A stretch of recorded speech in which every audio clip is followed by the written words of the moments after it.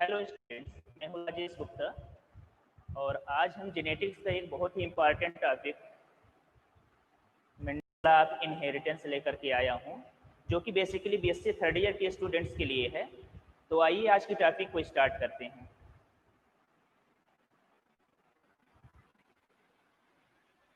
सबसे पहले जेनेटिक्स है क्या? तो जेनेटिक्स को मैं बताना चाहूँगा कि जीव विज्ञान की वह शाखा जिसके अंतर्गत आनुवांशिकता एवं विभिन्नता का अध्ययन किया जाता है जेनेटिक्स कहलाता है या आनुवांशिकी कहलाता है। ये बेटसन ने इसको डिफाइन किया है। इसी प्रकार से इसकी कई परिभाषाएं बताई जा सकती हैं, जैसे लक्षणों का एक पीढ़ी से दूसरी पीढ़ी को स्थानांतरित होना आनुवांशिकता कहलाता है, या कि ऐसे भी कह सकते हैं इसको कि माता पिता से लक्षणों का संतानों में ट्रांसफर होना, ये भी आनुवांशिकता कहलाता है। लेकिन ऐसे कैरेक्टर जो एक पीढ़ी से दूसरी पीढ़ी को ट्रांसमिट होते हैं, स्थानांतरित होते हैं, वो आनुवांशिक लक्षण कहलाते हैं। तो कहने का मतलब कि आनुवांशिकता जो होती है उसमें लक्षणों का एक पीढ़ी से दूसरे पीढ़ी में स्थानांतरण दिखाया जाता है, लेकिन जो विभिन्नताएं होती हैं उसमें आनुवांशिकता और विभिन्नता दोनों को मिलाकर के अध्ययन किया जाता है। और ये दोनों ही चीजें किसी न्यू स्पीसीज के में बहुत ही महत्वपूर्ण रोल अदा करती हैं। यहां पर एक क्वेश्चन बनता है कि जेनेटिक्स की खोज किसने की? तो आपको बताना चाहूंगा कि Gregor John Mendel. Gregor John Mendel, यहां मेंडल से लिखा भी है।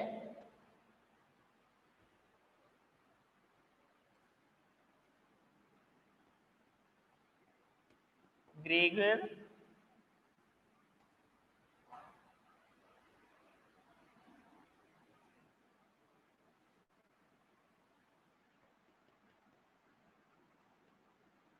ये एक ही नाम है, ग्रेगर जॉन मेंडल। इन्होंने आनुवांशिकता के क्षेत्र पर बहुत काम किया और ये उस समय जब सेल बायोलॉजी के क्षेत्र में ज्यादा जानकारी नहीं थी, ऐसे नियमों को प्रतिपादित किया जिसकी वजह से आज जेनेटिक्स के बारे में हम अध्ययन कर पाते हैं। इसलिए इनको फादर ऑफ जेनेटिक्स कहा जाता है। किसे? ग्रेगर जॉन मेंडल को। इसी प्रकार से एक दूसरे वैज्ञानिक हैं बेटसन।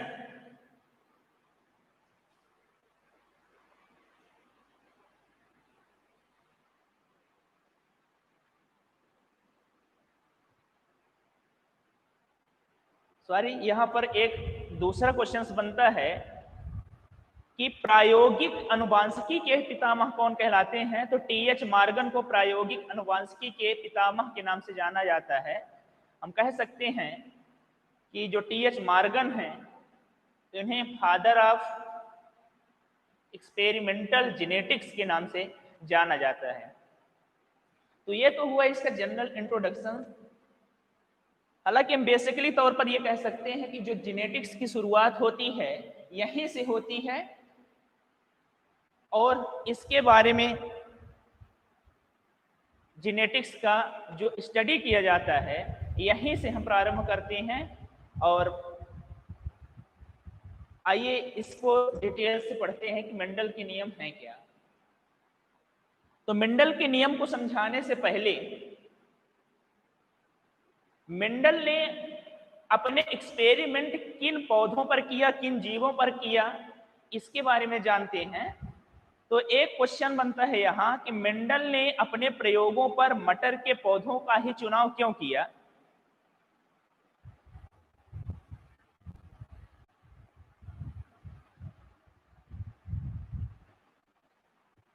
यानी कि selections for P plant of inheritance bye Mendel, इसके कुछ निम्न कारण हैं जिनके कारण इन्होंने मटर के पौधों का ही चुनाव किया। जैसे पहला इसमें जो रीजंस था कि जो मटर के पौधे होते हैं वो हर जगह आसानी से उगाए जा सकते हैं। दूसरा रीजन है कि मटर के जो पौधे होते हैं वो एक बरसी होते हैं, साकी होते हैं और वर्ष में इनकी 2 बार फसल उगाई जा सकती है। अतः एक्सपेरिमेंट के दौरान इनका जो रिजल्ट होता है वो जल्दी प्राप्त हो जाता है। तीसरा कारण यह था कि मटर के पौधों में विपरीत लक्षण आसानी से पहचाने जा सकते हैं, जिससे इनके पौधों को अलग अलग ग्रुप में डिवाइड किया जा सकता है। चौथा रीजन ये भी था कि इनके हाइब्रिडाइजेशंस के द्वारा, यानी कि मेंडल ने जो अपने प्रयोग मटर के पौधों को लिया, इन दोनों के बीच में जब क्रॉस कराया जाता है, इनसे जो नए पौधों का विकास होता है, न्यू प्लांट्स जो बनते हैं, वो फर्टाइल नेचर के होते हैं, जननक्षम होते हैं। एक और रीजन है, मटर के पौधों में फल और फूल ज्यादा संख्या में लगते हैं, जल्दी लग जाते हैं, इसलिए आसानी से मटर के सीड को प्राप्त किया जा सकता है। यही कारण थे कि मेंडल ने अपने एक्सपेरिमेंट में मटर के पौधों का ही चुनाव किया।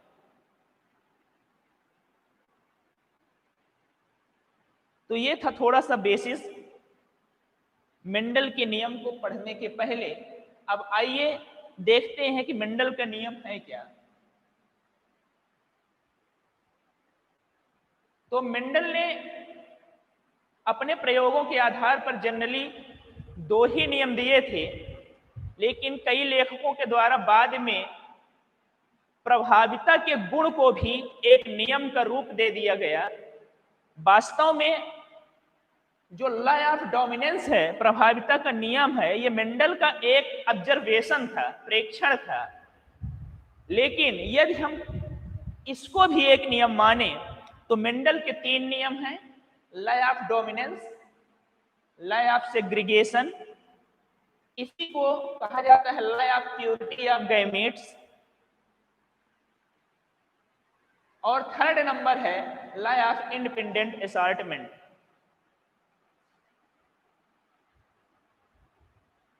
आइए पहले नियम को डिस्क्राइब करते हैं, लॉ ऑफ डोमिनेंस।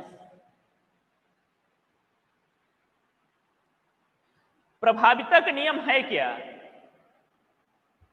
इसमें प्रभाविता जो लिखा है, इससे साफ साफ समझ में आ रहा है, प्रभाविता मीन्स जो एक दूसरे के ऊपर प्रभाव डाले। तो प्रभाविता का नियम कहलाता है कि जब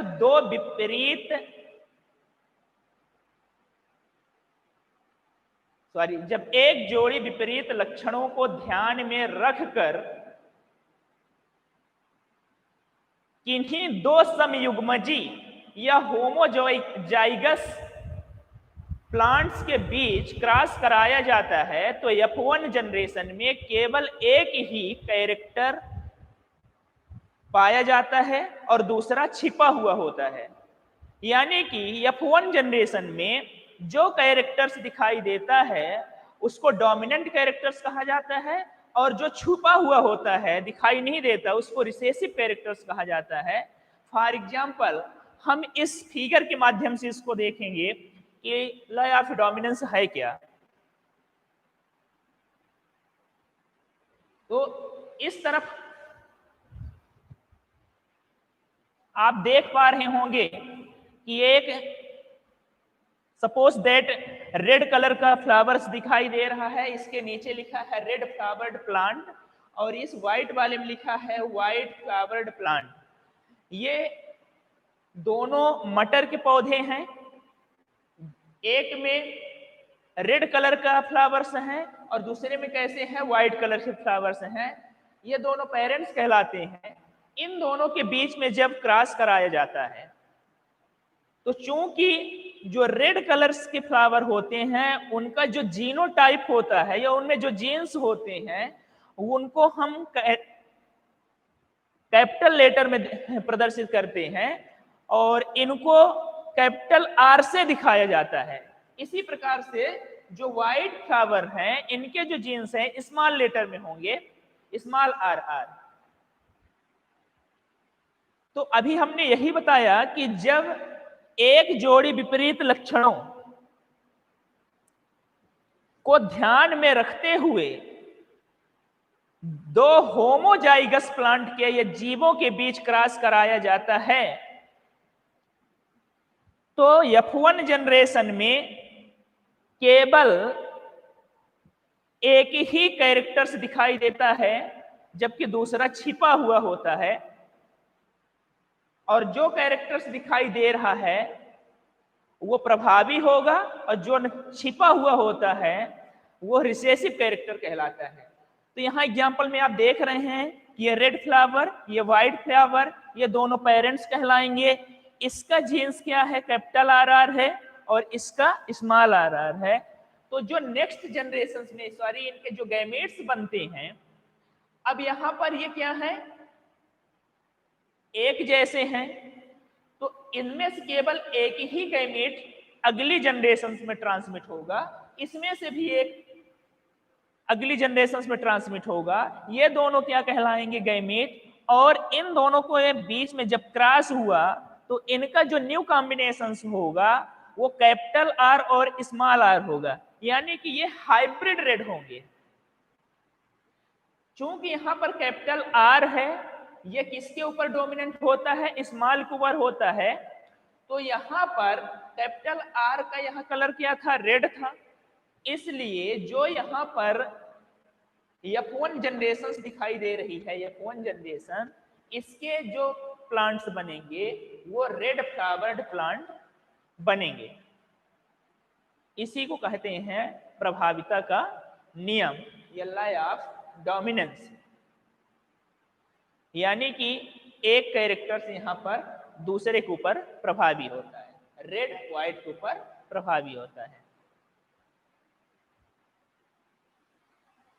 अब सेकंड है लॉ ऑफ सेग्रीगेशन और law of purity of gamete. पृथक्करण का नियम अथवा युग्मकों की शुद्धता का नियम।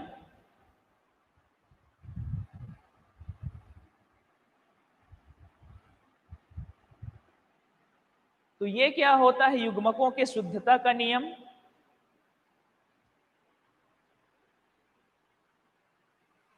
इसमें बताना चाहूंगा आपको कि जब एक जोड़ी विपरीत लक्षणों को एक साथ F1 जनरेशन में लाया जाता है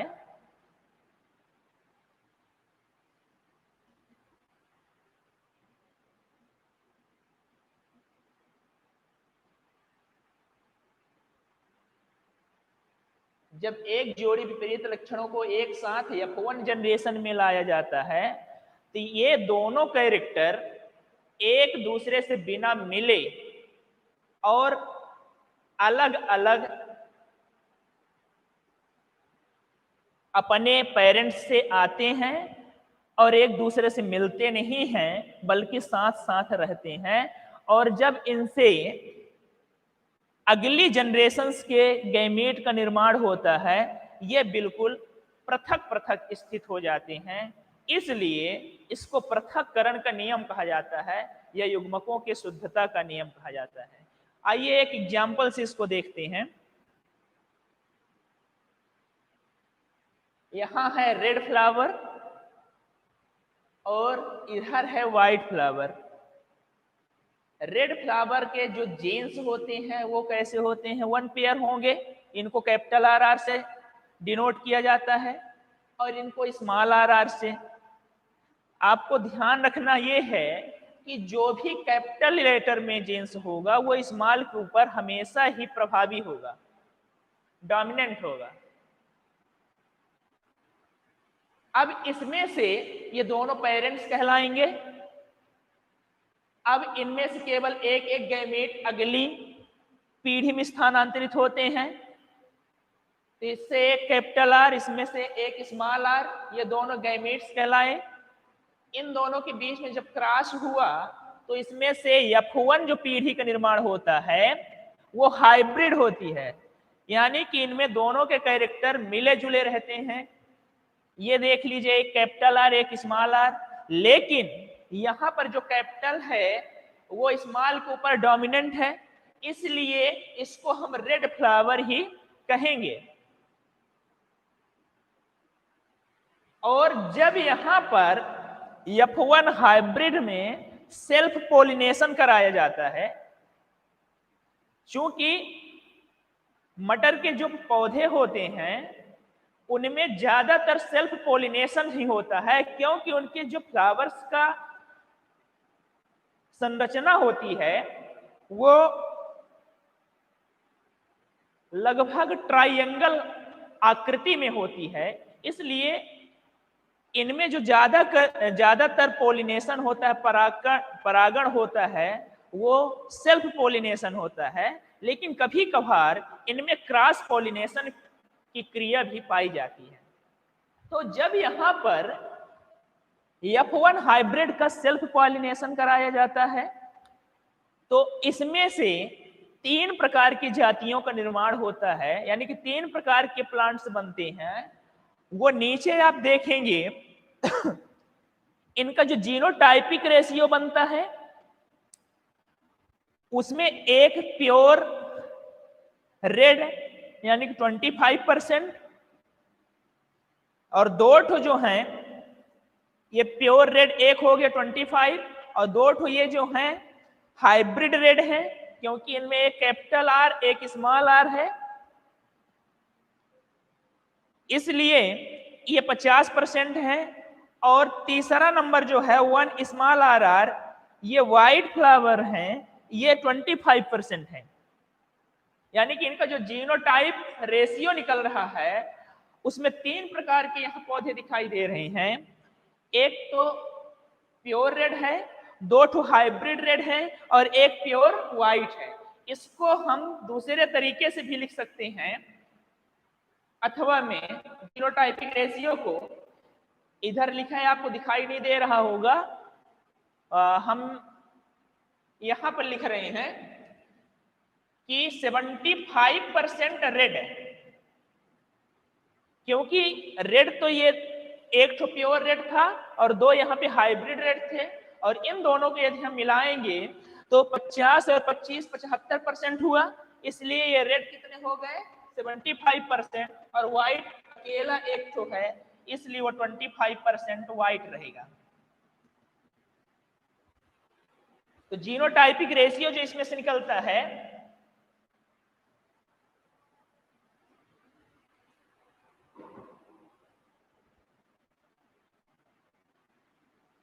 वो इस रूप में होता है, इसी का फिनोटाइपिक रेशियो। रेड कितने हैं 3 हैं और व्हाइट कितना है 1 है। आपको परेशान नहीं होना है, एक बार फिर दोबारा हम आराम से समझा रहे हैं दूसरे नियम को। Law of purity of gametes or law of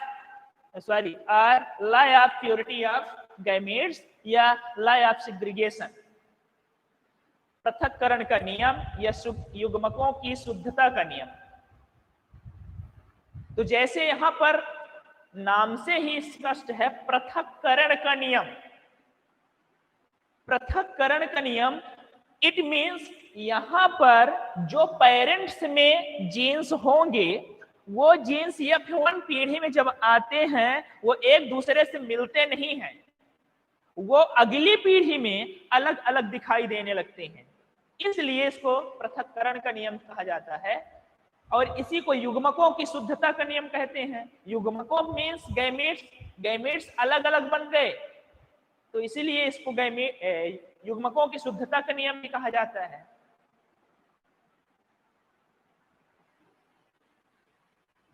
तो अभी जैसे मैंने बताया था, एक बार फिर से इसको रिवाइज किए दे रहा हूं, पृथक्करण का नियम कि जब एक जोड़ी विपरीत लक्षणों को एक साथ F1 जनरेशन में लाया जाता है तो वो एक दूसरे को प्रभावित किए हुए, लेकिन जब उनका सेल्फ पॉलिनेशन कराया जाता है तो वो अगली जनरेशन में यानी कि F2 जनरेशन में अलग अलग दिखाई देते हैं, इसलिए इसको पृथक्करण का नियम कहा जाता है। अब यहां एग्जाम्पल में कि जब एक जोड़ी विपरीत लक्षणों के बीच क्रॉस कराया जाता है तो F1 जनरेशन में, यहां F1 जनरेशन में केवल एक कैरेक्टर दिखाई देता है, यानी कि जो यहां पर प्लांट्स बनेंगे वो रेड फ्लावर्ड प्लांट होंगे।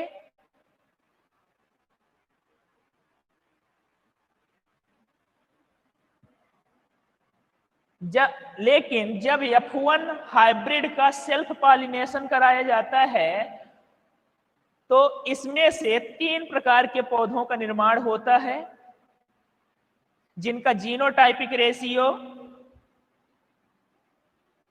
2 हाइब्रिड रेड और 1 प्योर व्हाइट होता है। इसी को हम अथवा में भी बताए थे, 75% रेड और 25% व्हाइट होता है, जबकि इनको फिनोटाइपिक रेशियो जो है वो 3 रेड और 1 व्हाइट फ्लावर्ड प्लांट प्राप्त होंगे। हो सकता है कि आपको यहां पर जो सेल्फ पॉलिनेशन कराया गया है ये समझ में ना आ रहा हो। यहां कहने का मतलब ये जो हमारा F1 हाइब्रिड कैपिटल आर और स्मॉल आर था, तो इसका सेल्फ पॉलिनेशन यानी कि इसका इसी के प्रकार से क्रॉस कराते हैं, यानी कि कैपिटल आर और स्मॉल आर से ही जब क्रॉस कराएंगे तो यहां ना लिख करके एक बार कैपिटल आर स्मॉल आर और एक बार ये कैपिटल आर और स्मॉल आर, और यहां पर 2 ठो साइन बने हैं, ये होता है मेल को इंडिकेट करता है और ये वाला जो प्लस वाला है ये फीमेल को इंडिकेट करता है। यहां पर क्रॉस जब कराते हैं कैपिटल आर से तो ये हो गया, दोनों कैपिटल में है, इसलिए red flower capital R small R, इसलिए ये रेड रहेगा लेकिन हाइब्रिड रेड है क्योंकि इसमें एक कैपिटल आर है और एक स्मॉल है। ये स्मॉल आर और कैपिटल आर तो ये रेड कहलाएगा, ये भी हाइब्रिड रेड होगा।